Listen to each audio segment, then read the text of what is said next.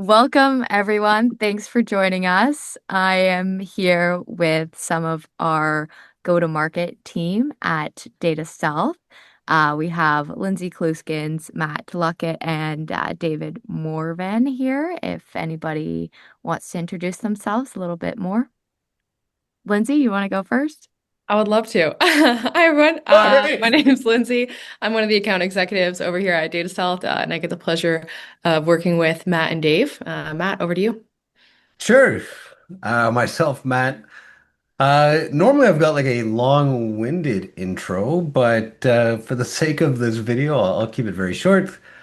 I currently head up the pre-sales team, working again with folks like Lindsay, working with our prospects, getting to know challenges, helping solve data security challenges every day. Dave. And I'm Dave Morvan. I'm one of the sales engineers here at DataStealth. Awesome. Thanks for the introduction. I just wanted to have a quick chat, curious of, how conversations are going, what you're currently seeing in the data security industry right now. So I'll kick it off with a few questions. First being, what's been coming up most in your conversations with prospects, customers lately? I can jump in first. Uh, so. Funny enough, I think it's one of those things where the challenge is the same thing, but the landscape is changing. And what I mean by that is uh, data security is data security, whether it's in the PII space, whether it's in the finance space, whether it's in healthcare.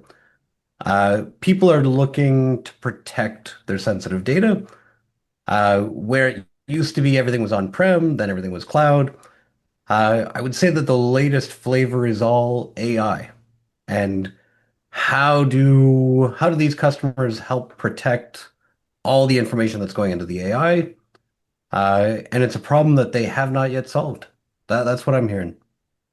Lindsay, Yeah. your thoughts? Yeah, I would totally agree with you. I think companies today are under this enormous pressure of using AI, speeding up the production that they can, gain real value out of it, as well. But the data security side still sticks. And I totally agree with the idea that it's sort of the same problem that's just being seen in a new light. When I think of like DLP, that's come up a lot in some of our recent conversations. Yeah, it's sort of problems that organizations already knew they had. Like even in the last few years, we've been working with customers who um, were using a more traditional DLP, and the false positives or the amounts of tickets that it was generating were becoming a problem. And so they knew that these issues existed, but in the last year and a half, 2 years, especially because of AI, but other factors as well, that's just really taken off. And so there's a bit of a like technical debt in a way of problems that they already knew existed, and now AI is extrapolating it. Yeah, and that's true. So AI is obviously super valuable for everybody. It helps you do your job. It helps you do a bunch of tasks that you otherwise would maybe take more time to do. So it's super valuable.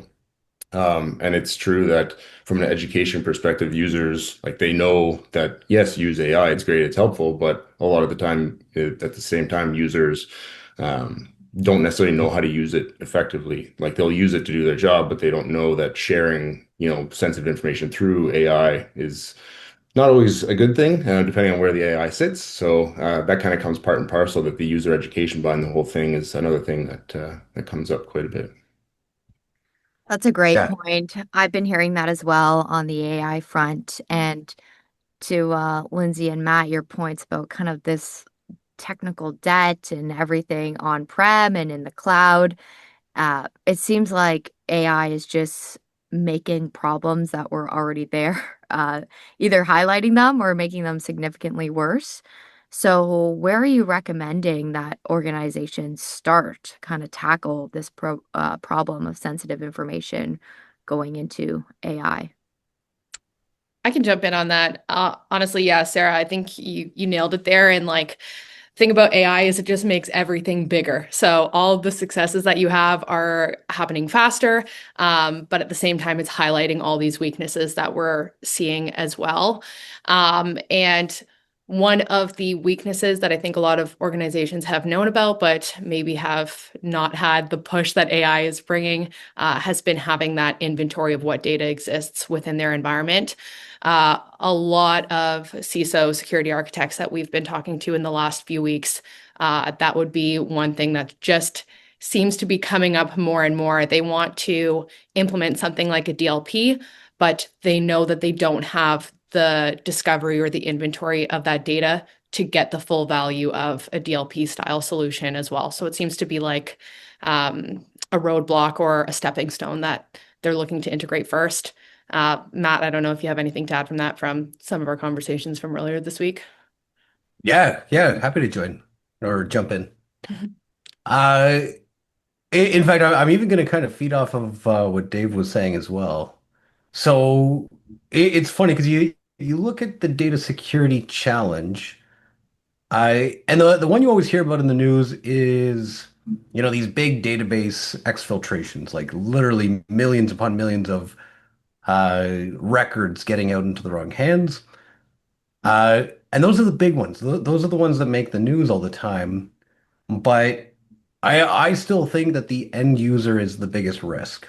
They're the ones that are constantly missharing, misusing, mishandling information every day. And whether it's, sharing the wrong file through email or what we're talking about now with AI, it's all the same thing. It's all about that end user mishandling, missharing information. Uh, and I think until organizations get a handle on their information by protecting it where it lives, protecting it in motion, whether it's AI or, AI 2.0 that comes out in the next couple of years, whatever it might be, I think they're just constantly going to be chasing their tails. So I think it's all about getting ahead of the information, getting ahead of their data, and protecting it before it even gets to that next flavor. Yeah, and I think like from a user perspective, like there's two facets to it, right? There's the user who's using AI, right? That's the one we probably all use every day is prompts, and we put stuff into prompts and we ask questions to AI to make our lives easier and more efficient and all that kind of stuff. And that's great. You can share sensitive information through into an AI system, and that's not great. But there's also, to your point, like the AI system on the back end, that agentic piece that's going to fire up, connect to something, grab data, analyze it, utilize it, and do something with it if the data that it's accessing, right, is maybe part of that database you mentioned, where there's a bunch of information that could be accessed, whether it's sensitive or not, or doesn't really matter what it is. But if it's something you deem sensitive, whether it's actual PII or company secrets or something that you don't want shared out, if that agent is going and accessing the information unchecked, and what it's doing with it and how it's then going to share it to users, there's kind of that's the other element of it. It's you're bookending that AI system of where is the sensitive data coming in? Is it in the prompt? Is it in the back end when an agent goes to do something? It's all of it. And that's kind of the stuff that you need to start looking at. So from a discovery perspective, it's great. I need to know where my data exists. I need to know what's connecting to those systems and how the information is being used. Yeah, I sort of think of like AI agents in this scenario has been like the older version of end users, like Matt, you were saying a bit earlier, but you have almost like two camps of people who maybe know that they shouldn't use external LLMs or they shouldn't be using production data to test their code, things like that.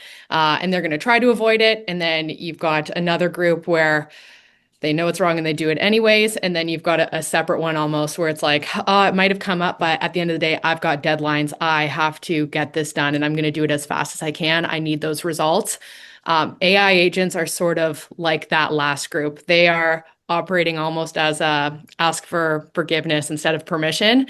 And so being able to really reel in who has access to what data, of course, that again, that first step is what data exists, but being able to put guardrails on that has been a lot more prevalent and becoming a lot more important.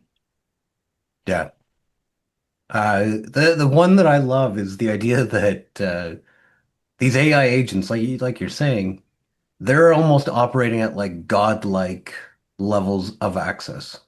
They're not just able to access information everywhere across the network. They're not just looking at the information users are adding.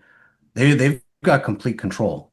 And how the heck are businesses locking that down? How are they protecting that information so it's not getting into the wrong hands? How do you prevent somebody from asking AI how much the CEO makes or Mm. whatever other sensitive information that AI has access to? How are we limiting that? Yeah, I'm definitely like not an expert on this area either, but I'll be really interested to see in the next few years um, how legal and compliance and regulatory catch up with this side as well. Because I don't know, like maybe it was 6 months ago, I remember seeing a post on LinkedIn, and it was a engineering leader who had sat down with his team and was like, "We have a bit of a problem here. We're using AI to write code, and then nobody's taking accountability when that code has bugs in it." And we're just saying like, oh, AI wrote it. And he's like, I get that, but like we have to use AI as a tool and, ultimately it's still your job. So the reason I bring that up is I'm really curious to see with all the push of AI and using agents across organizations, when does it become a legal issue and who is ultimately going to have to take accountability and legal responsibility if something were to go wrong? Like who's going to have that personal impact? I don't know who that is yet, but I have a prediction that we'll see something about it in the next few years. All I know is I wouldn't want to be the first. Yeah, that's a good point. Yeah, I'm sure many security leaders are also thinking about this, especially as they go, kind of through this new AI era. And it seems like it's really a kind of a two-prong issue, right? You have your internal AI within your company, and where's that connecting to? And do you even know what sensitive data you have that you need to protect in those environments?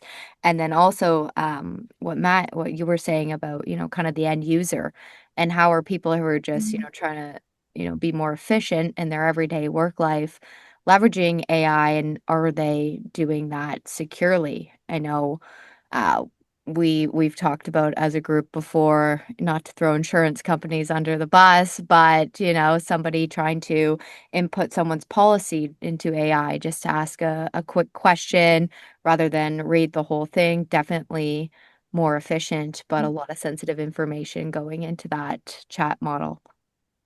Yeah. And I think that's the key, right? Is AI has just become this exceptional new tool that we all have access to. Uh, if I was to think about my personal life, if I was to try to put a screw in the wall with a screwdriver instead of my drill, I'd be going bonkers at this point. And AI is that drill for me at this point. It makes my life that much quicker, easier. But how do you put those guardrails?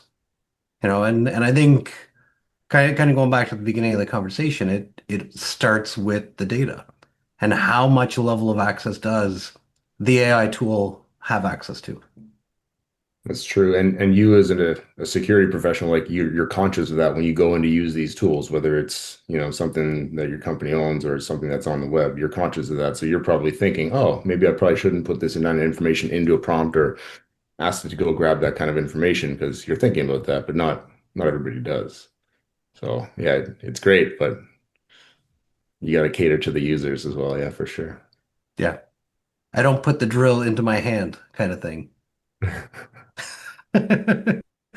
You don't give it to your 10-year-old and say, here, go. My 10-year-old's pretty responsible. I give them the drill all the time. Have a bucket of plaster beside you in case. Yeah.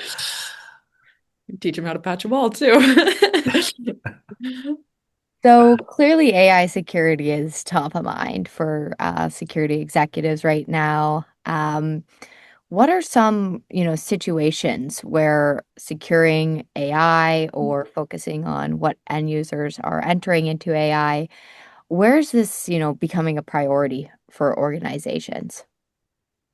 I think that's a very big question.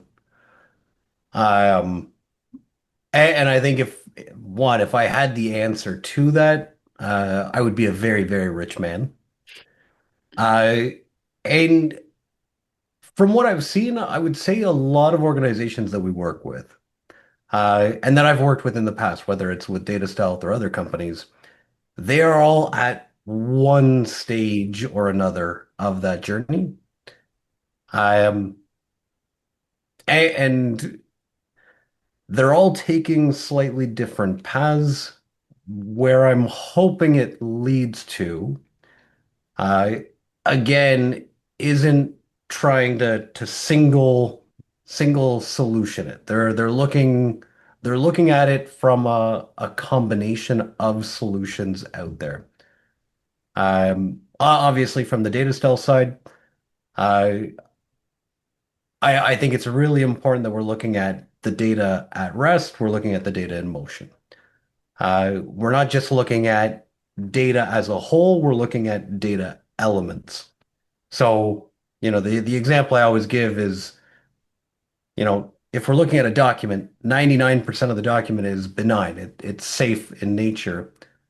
So why are we treating the entirety of the document the same as the sensitive element within that document? So it's all about just protecting what matters most within that file or database or wherever it is.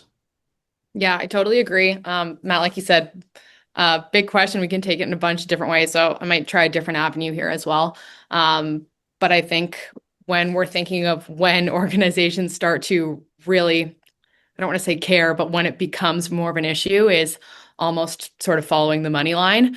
And you can have security teams that are so great at what they do and are so well intended and care so much about their customers and protecting data. But at the end of the day, they still have to report to their board, and the board is going to care about the expenses and the financial liability. So I think of, breaches that come up, different compliance regulations, but also internal threats. We've spoken a lot about AI, but not forgetting about the human element in all of this is very important from my perspective as well. Even external threats, a lot of those are happening through getting internal credentials. So it's understanding who has access to what data.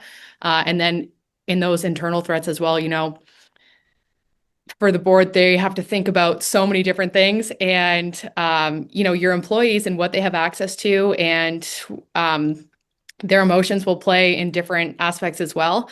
In the last few weeks, we've seen quite a few layoffs. And so I do also consider about, disgruntled employees and what information did they have access to? What could they still have access to? We saw what happened to Capital One, unfortunately, a few years ago. So I also think about those sorts of things and being able to tie it into the financial liability and risk factor there as well. Yeah, that's Yeah. a great point, Lindsay, kind of about the insider threats and how that's evolving with uh, you know, different factors like layoffs.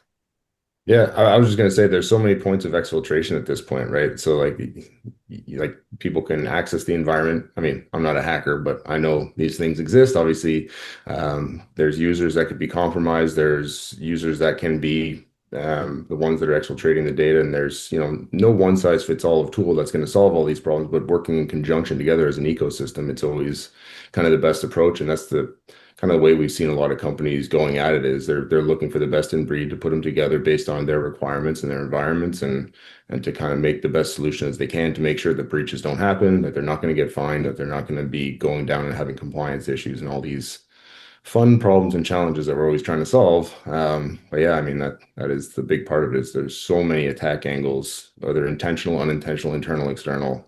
It's a lot to cover. So Yeah, I also think about that as just how businesses have evolved over the last 10 years. Like you used to be able to lock down your environment and say who has access to what, but now almost every company uses different SaaS tools, lots of different vendors. They're constantly poking holes through the network, and it's unfortunately a few misconfigurations away from having that data leakage and having those different points of exfiltration.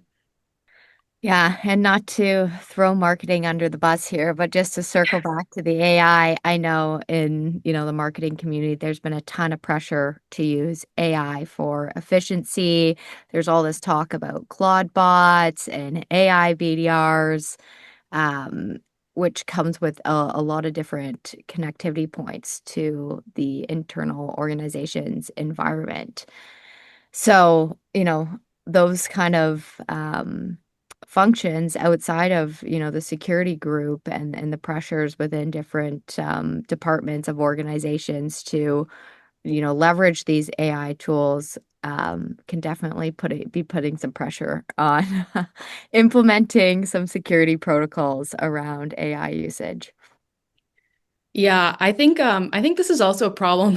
Sarah, you mentioned throwing marketing under the bus, but this is where security teams are really caught between a rock and a hard place as well.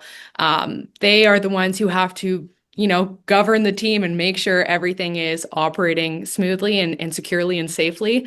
And their marketing teams also have this marching order to drive new business. So when marketing goes to security and says, I want to buy this tool, let's use the example you used of using, AI bots or whatever that might be. The answer from the board is not going to be, no, we're not using AI, and we're not going to try these new tools. Like that's how organizations get left behind in the business world.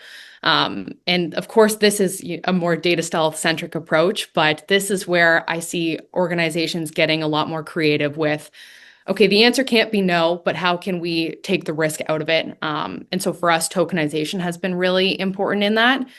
So being able to train your AI models for that marketing, for that BDR type of work, what if you don't have to give those models full clear text view into all of your data sets, but what if you could give them all of the analytical findings in that? So, we've had this use case going on for years with some of our customers where we tokenize production data before it moves into their non-production environments. So developers can test their code with accurate data that isn't real. This is where I see it being a really elegant solution to something like what you just described. Again, the answer is never going to be no to innovation. It's just not going to work. So it's how can we reduce the risk while still pushing things forward?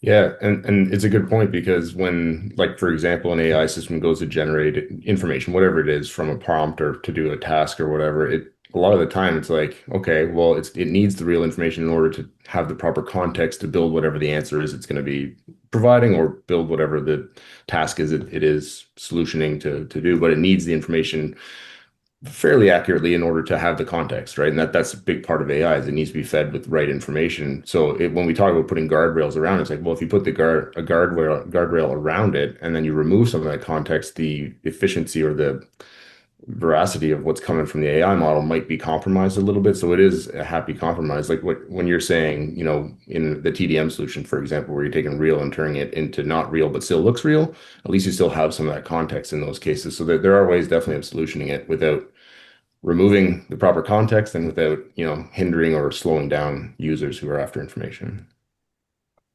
Awesome. Anything to add on that, Matt, or you just agree? Those were all really, really good points.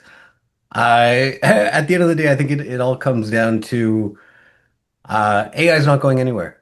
And like I said, AI is just another one of those tools in the tool belt. But how do you get the most value out of it, but at the same time keep the guardrails up? And Dave nailed it with, you want to keep the value of the data. I'll give you a great example, like a social security number. You want to know that that is a valid, real social security number, but you don't want the AI to have access to Sarah Richardson's social, well, insurance number as a Canadian. Wait, what was it, Matt? Sorry, can you just give me the numbers? Yeah, yeah. So Actually, the credit card would be better, but I'd take either. uh, so yeah, being able to tokenize, being able to protect the information, maintain the value, maintain the power of the data. So I didn't have anything really to add on to what you two said. That was great. Thanks. Good summary though, Matt. Thank you. Yeah, that actually seems like a great place to end our panel discussion today, unless anybody else has something burning that they'd like to add. Got to save something for the next time. Yeah, that was awesome. Good point. Yeah, absolutely. Well, thank you guys for having a little chat with me today. Thanks everybody for watching. These three don't know it yet, but we will be doing this more often and coming at you with some more panel discussions from DataStealth's go-to-market team. If you do have any questions that you would like us to discuss, feel free to comment them below. And yeah. Thanks, Sarah. Thanks, everybody. Thanks, Sarah. Uh, Thanks, guys.